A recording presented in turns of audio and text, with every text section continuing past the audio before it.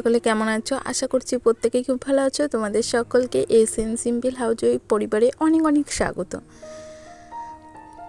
এখন বাজে হলো সন্ধ্যা 7:30 আর বার হলো আজকে শুক্রবার।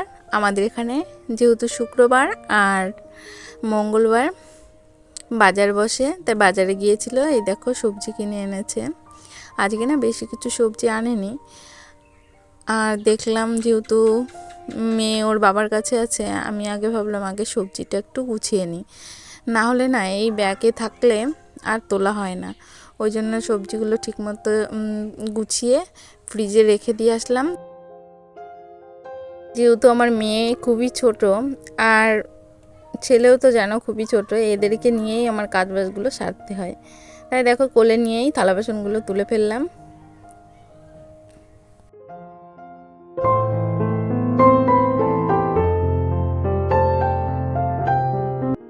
আর জানো তো আজকে না বাজার থেকে দুপদের মাছ নিয়ে আসছে। এটা হলো পাবদা মাছ। পাবদা মাছগুলো কিন্তু বেশ বড় বড়, আর তার সঙ্গে ছিল ওই ল্যাঠা বা শোল বলো সেই মাছটা।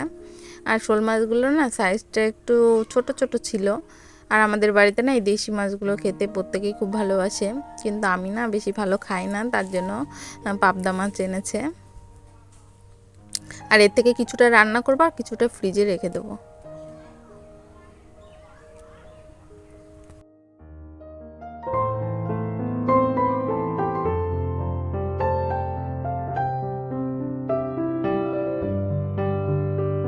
যেহেতু 1 কিলো মাছ এনেছে, অত মাছ তো আর খাওয়া যাবে না, ওই জন্য দেখো হাফেরও বেশি ফ্রিজে রেখে দিলাম। আর যেহেতু আজকে শুক্রবার, কালকে হলো শনিবার, আমরা শনিবার যেহেতু মাছ খাই না, ওই জন্যই বিশেষ করে মাছটারও রেখে দিলাম। রবিবারে খাওয়া যাবে খুনি, ঠিক না বলো?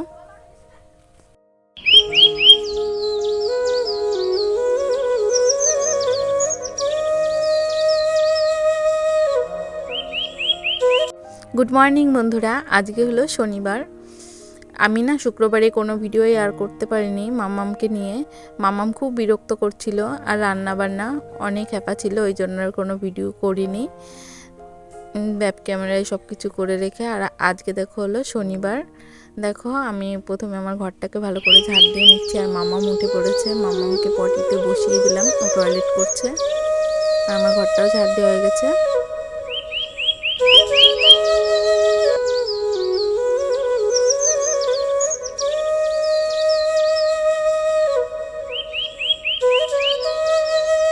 আর জানো তো বন্ধুরা, গ্যাস ওভেনটা আমি রাতেই মেজে ধুয়ে মানে সার্ফ জল দিয়ে মেজে টেজে রেখেছি।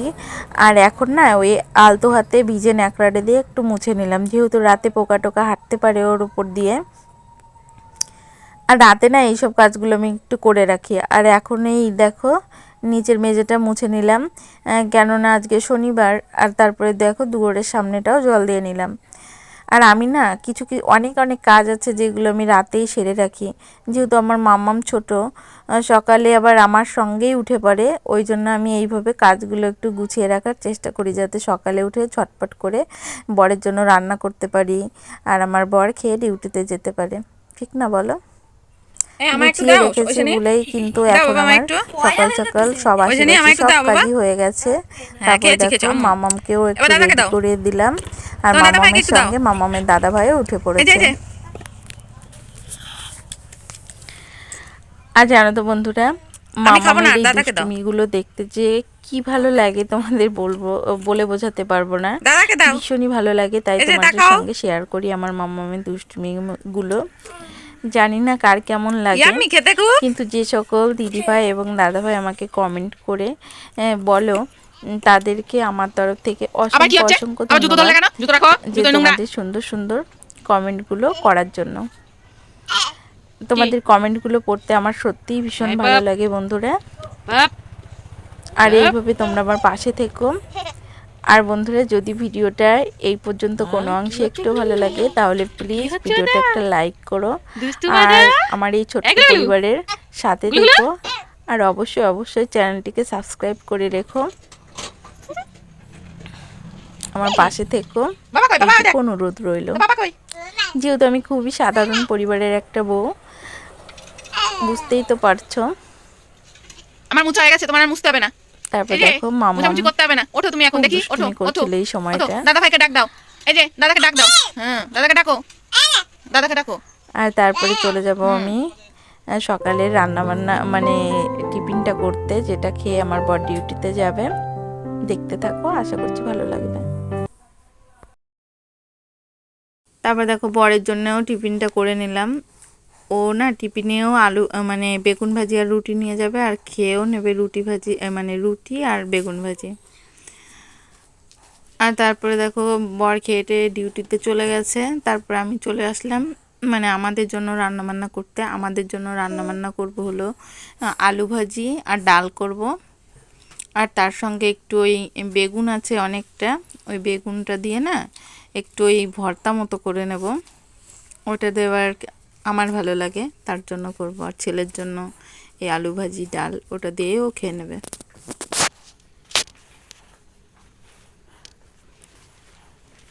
আর এইভাবে না কুটে নিচ্ছে, আর ওইদিকে ডালটা বসিয়ে দিচ্ছি ওভেনে, ডালটা ফুটছে।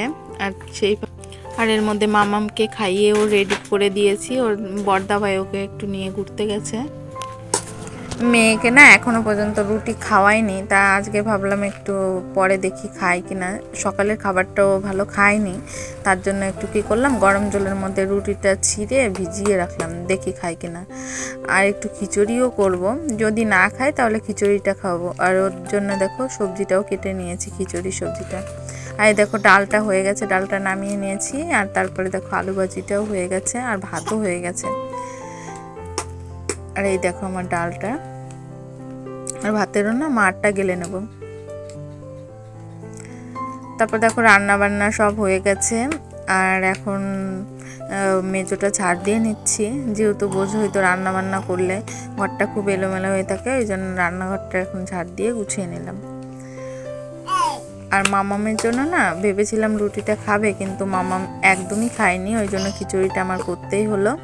আর খিচুড়িটা মানে বসিয়েও দিয়েছি, হতে থাক, তারপরে পরে খাইয়ে দেবো।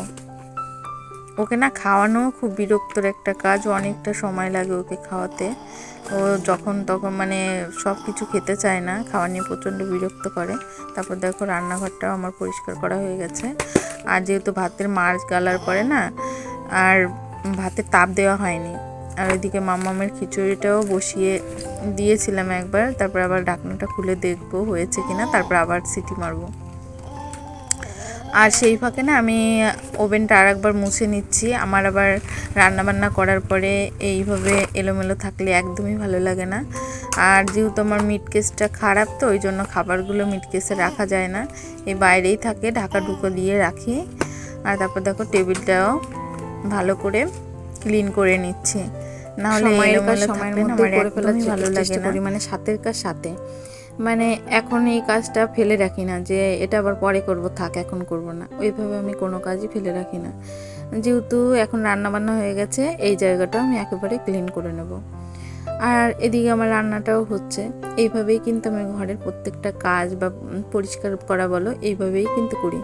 তাতে আমার সময়টাও অনেকটা বেঁচে যায়, আবার আমার খাটনিটাও অনেকটা কমে যায়। আর যদি ভাবি যে না রান্নাবান্না পুরো কমপ্লিট করে তারপরে ঘরগুলো গুছাবো, তাহলে কিন্তু সময়টা অনেকই বেশি লাগে, ঠিক না বলো? তারপর দেখো যেহেতু আমার 3টে মুরগি আছে, মুরগিগুলোকে খেতে দিলাম। আর মুরগিগুলোকে খেতে দিলে হবে কি, ওরা না খাবার একটু খেলো না, কেননা ওদের না ওই বাইরের খাবারই বেশি ভালো লাগে, ঘরের দানা খাবার একদমই ভালো লাগছে না। আর তার মধ্যে না প্রত্যেকের মুরগির না রোগ হয়েছে, আর জানি না আমারগুলোর কি হবে, 3টেই আছে, প্রত্যেকবার অনেকগুলো থাকে, এবার ওই 3টেই আছে। তারপর দেখো ছেলে না ওইখানে বসে কিছু গাছ লাগাচ্ছে, ছেলেও ছিল আর ছেলের একটা ছোট বন্ধুও ছিল।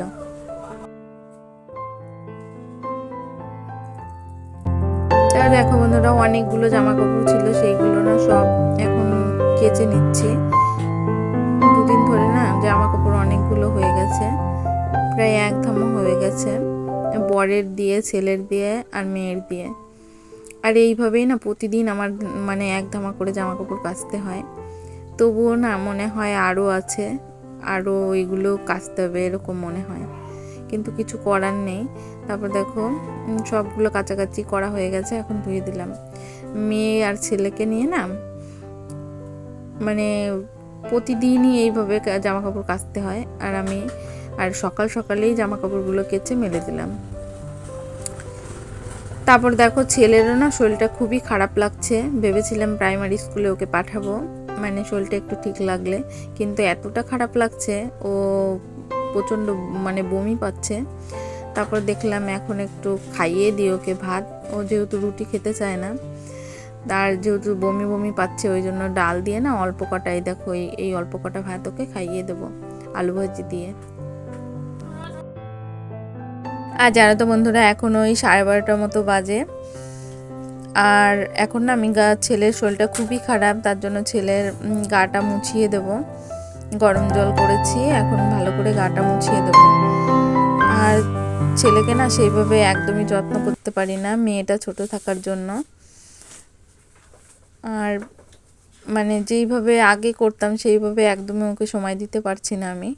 আর এরপরে না ওকে কটা ভাত খাইয়ে দেবো। সকালে একদমই ভাত খেতে পারেনি, বমি করেছিল, তারপরে এই দেখো ভাতটা খাইয়ে দিই। আর বন্ধুরা, ভিডিওটা এই পর্যন্তই। তোমাদের কেমন লাগলো অবশ্যই কমেন্টের মাধ্যমে জানাতে ভুলো না। আর যদিও ভিডিওর কোনো অংশ ভালো লাগে প্লিজ ভিডিওটা একটা লাইক করো, আর চ্যানেলটিকে সাবস্ক্রাইব করে দিয়ে আমার ছোট্ট পরিবারের পাশে থেকো। টাটা, বাই বাই, আবার দেখা হবে আবার নেক্সট কোনো ব্লগে।